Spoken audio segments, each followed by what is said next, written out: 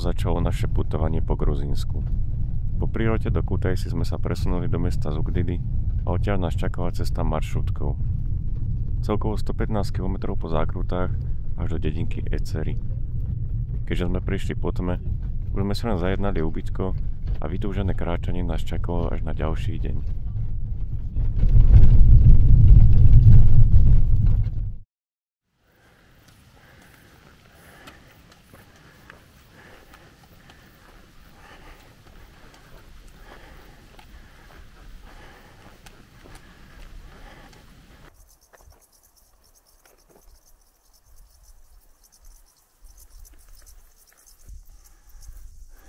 Samozrejme, ako to už v týchto východných krajinách býva, stretli sme priamo na chodníku stádo zložené výlučne z bíkov a bez pastiera.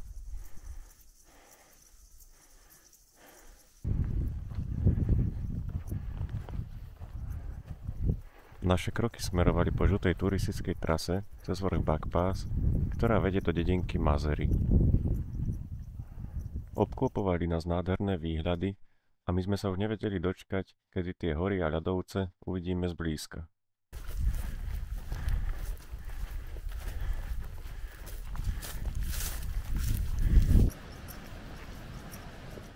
Rozhodli sme sa, že prenocujeme v Mazeri a ďalší deň si dáme túru na ľahko k vodopádom a keď to bude možné, tak aj k ľadovcu.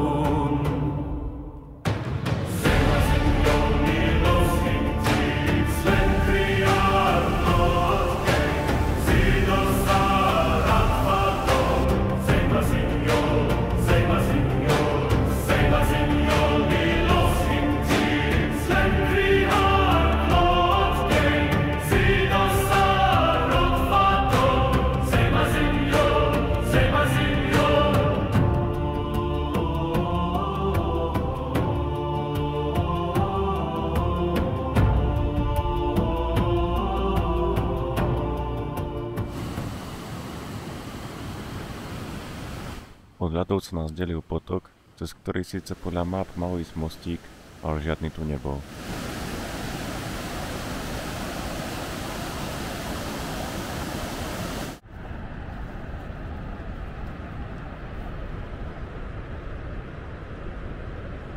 Nasledujúci deň sme vzali batohy a čakal nás ďalší krásny deň s celodenným výhľadom na 4700 metrov vysoký vrch Užba. Naším cieľom bolo sa k nemu priblížiť čo najviac, čo znamenalo vystúpať do nadmorskej výšky asi 3300 metrov. A tých čiernych vidíš, je tu? Tako tie sochy, ešte milajú na kraji plotov. A to je tiež pekný, to by som bral do vačku.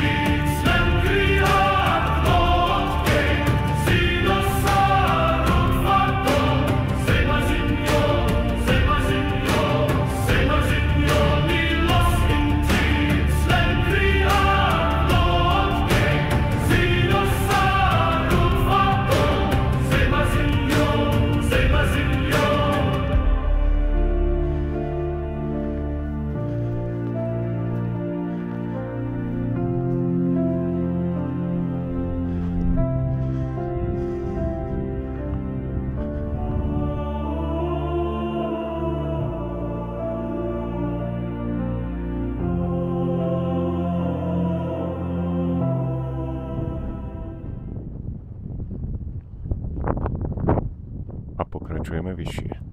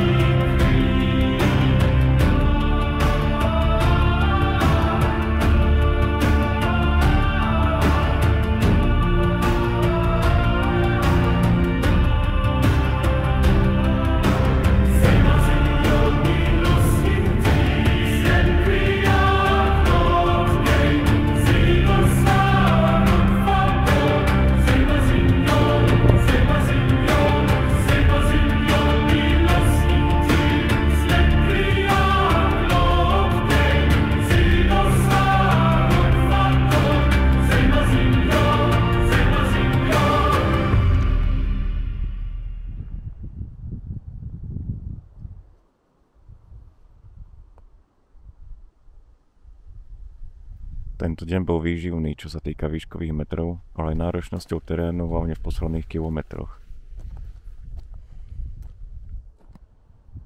Za tie výhľady a pocity to však rozhodne stálo.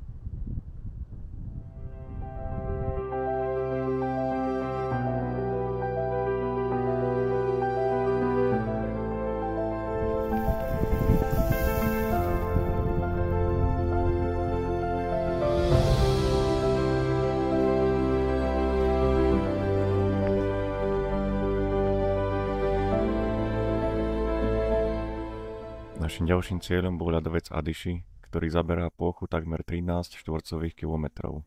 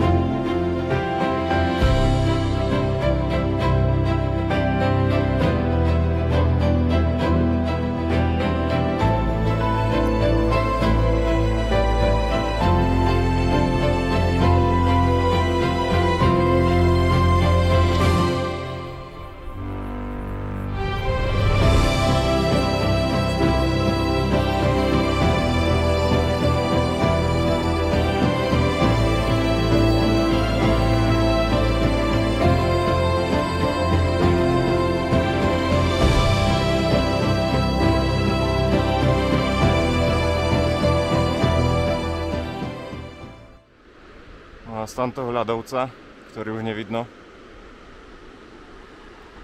taktiež je táto rieka alebo potok alebo čo to je. No a neexistuje most, ktorý by cez to išiel.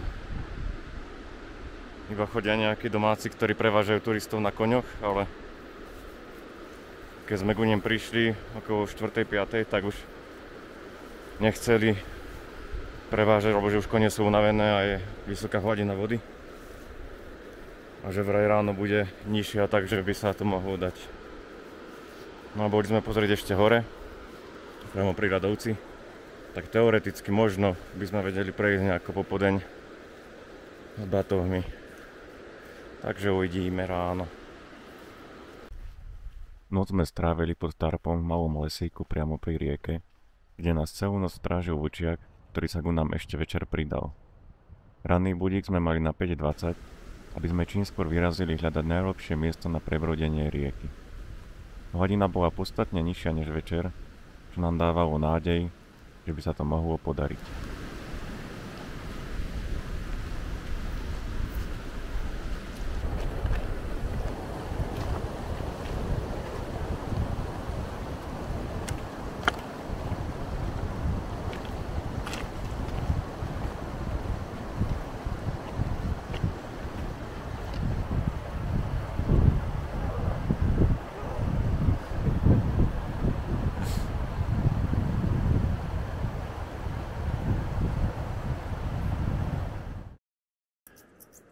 Nachádzame sa na druhom brehu rieky. Avšak prebrodenie sa nám nepodarilo aj napriek pokusom na viacerých miestach. Hĺbka vody bola v najhlbšom mieste asi meter, čo v kombinácii so značným prúdom a teplotou vody, ktorá vyteká priamo z ľadovca, bol veľký risk. Nakoniec nás za poplatok previezol na koni miestny chlapec.